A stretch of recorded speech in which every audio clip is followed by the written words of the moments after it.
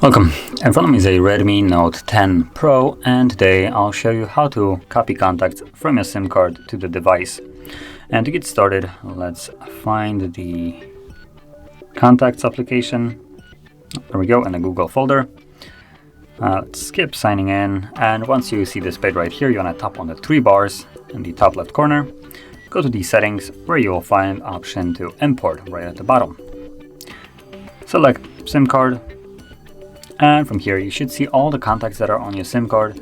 They will all be selected by default.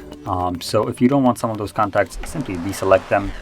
And if you have some contacts that are deselected and grayed out, so you can't select them, that is because those contacts already exist on your device. I don't have any, so I can't really show it, but as you can see, that's the case right here, so all of them can be imported.